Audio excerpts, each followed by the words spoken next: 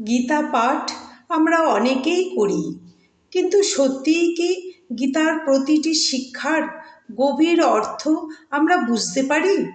আর বুঝলেও সেই শিক্ষাগুলো কি আমাদের জীবনে আমরা প্রয়োগ করতে পারি? অনেক সময় আমরা ভালো ভালো কথা ভাবি, কিন্তু বাস্তবে তা পালন করতে পারি না। অথচ ভগবদ্গীতা শুধু একটি ধর্মগ্রন্থ নয়, এটি মানুষের জীবনের পথপ্রদর্শক। গীতা শুধু পড়লেই হয় না, তার শিক্ষা জীবনে ধারণ করতে হয়। প্রতিদিন অনেকেই গীতা পাঠ করেন, কিন্তু রাগ, অহংকার, হিংসা ও ঈর্ষা ত্যাগ করতে পারেন না মন থেকে।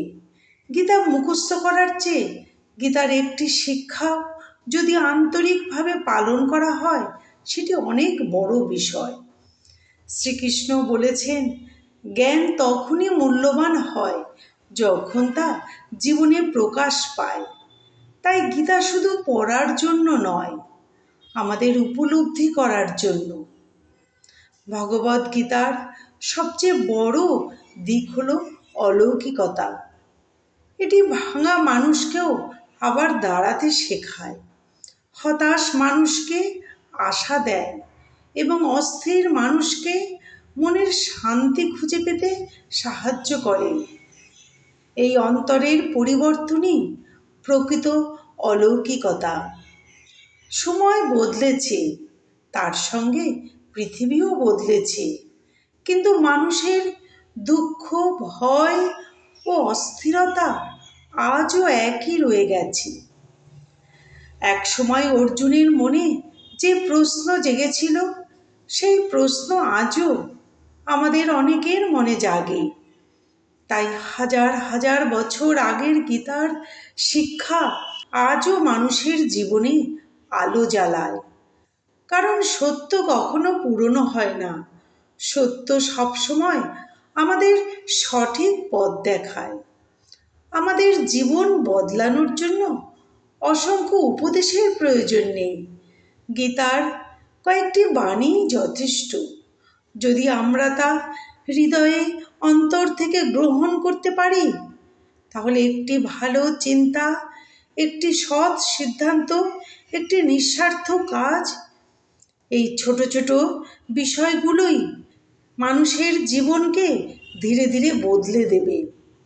সৎ কর্ম কখনো বৃথা যায় না। জীবন কখনো সহজ, কখনো কঠিন। সুখ ও দুঃখ পাশাপাশি চলবে আমাদের জীবনে। সুখের সময় নিজেকে ভাসিয়ে দেওয়া যেমন উচিত নয়, ঠিক তেমনি দুঃখের সময়ও সাহস হারানো উচিত নয়। গভীর দুঃখে বা প্রচণ্ড বিপদে যখন আমরা পথ হারিয়ে ফেলি, নিজের প্রতি আর আস্থা থাকে না, তখনই গীতার বাণী আমাদের শক্তি দেয়। গীতা শুধু সুখের সময়ের বই নয়, এটি কঠিন সময়েরও বিশ্বস্ত সঙ্গী। অনেকেই ভাবেন গীতা পড়লেই সব সমস্যা দূর হয়ে যাবে, কিন্তু গীতা এমন প্রতিশ্রুতি কখনো দেয় না।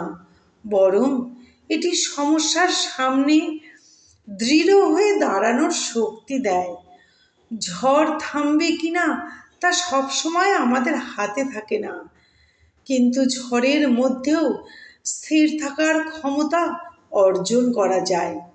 এটাই হলো গীতার প্রকৃত আশীর্বাদ। স্বয়ং শ্রীকৃষ্ণ বলেছেন, কঠিন পরিস্থিতিতেও যে নিজেকে জয় করতে পারে, তার কাছে কোনো বাধাই বড় নয়।